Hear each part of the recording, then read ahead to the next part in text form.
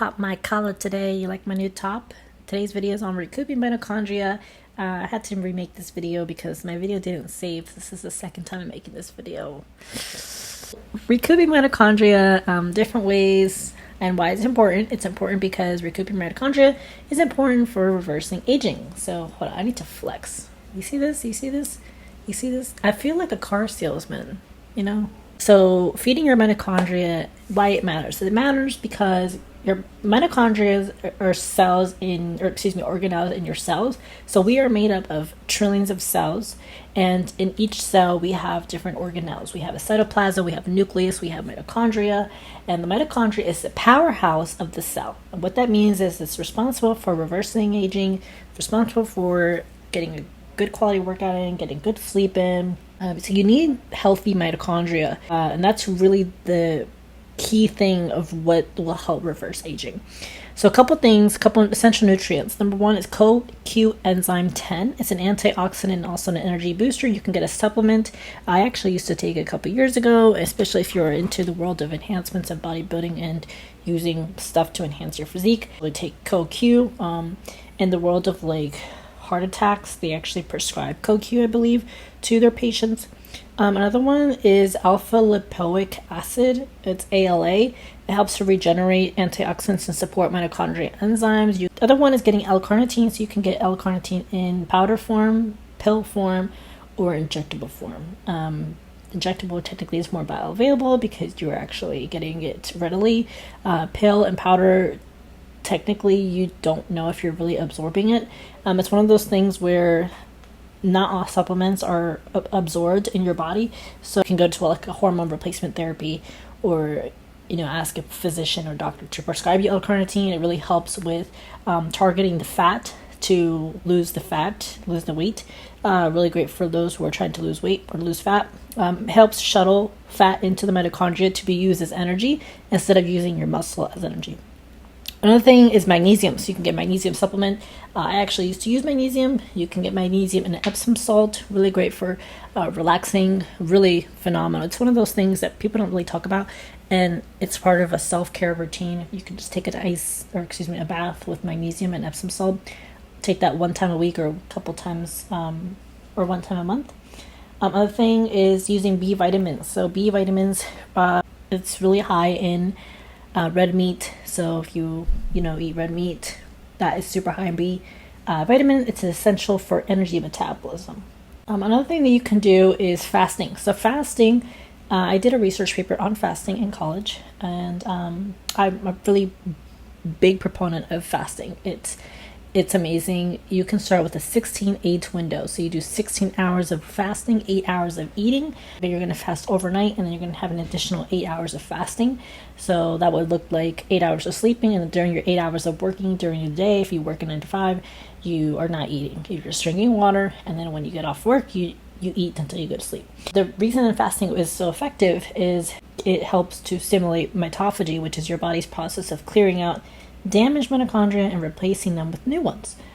Another thing that you can do is high-intensity interval training. So high-intensity interval training is basically where you are pushing yourself really hard for about 10 minutes, sometimes even 5 minutes on a machine. But yeah, you can do walking, you can do elliptical, you can do stairs, you can do running, anything that was going to get your heart rate up for 5-10 minutes, and doing that really hard to the point where you're sweating bullets. It helps to stimulate mitochondrial biogenesis, which is the creation of new mitochondria. So exercise in general it stresses your body, right?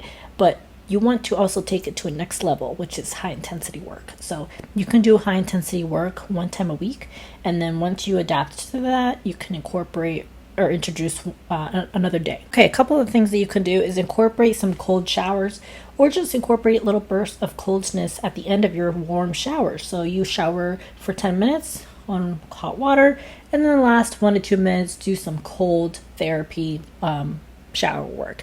The reason this works is the coldness, it activates mitochondrial uncoupling proteins, which force mitochondria to work harder and become more efficient.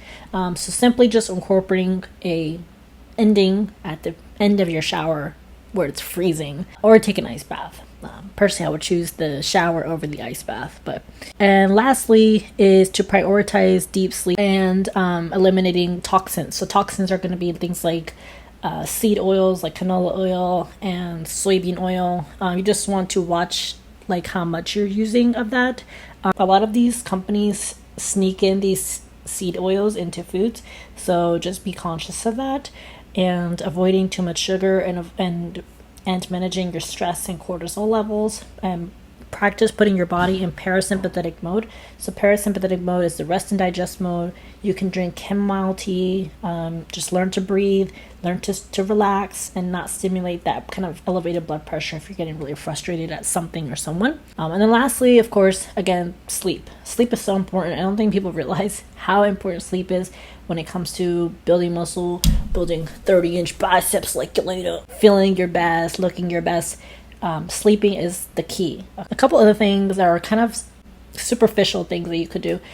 Botox, Dysport, right? You can get Botox up here. You can get Botox right here. You can look into Dysport. It's another version. 2 versions, Botox, Dysport. Men can get it too. People think that, oh, men can't get it. Yes, they can. You can look into fillers. Fillers is where they inject hyaluronic acid, I believe, and they can put it in your chin, in your nose, in your cheek, in your up here, in your temples. They can put it on your on the sides. It does create more of a youthful look if you feel that you are losing that fullness. Also, if you lost a lot of weight, typically people will lose fat on their face, and you can introduce that fullness with some fillers. So it's a wonderful resource that you have at your disposal if you were interested in going down that route. If that's not something that tickles your fancy, you can look into facials. You can look into PRP. PRP is platelet rich plasma. It's basically where they extract blood. They separate the plasma from your blood, I believe, and you can put that on your face. So you basically put your own blood on your face. It really helps to regenerate the collagen, I believe, and they can actually also inject it into your scalp.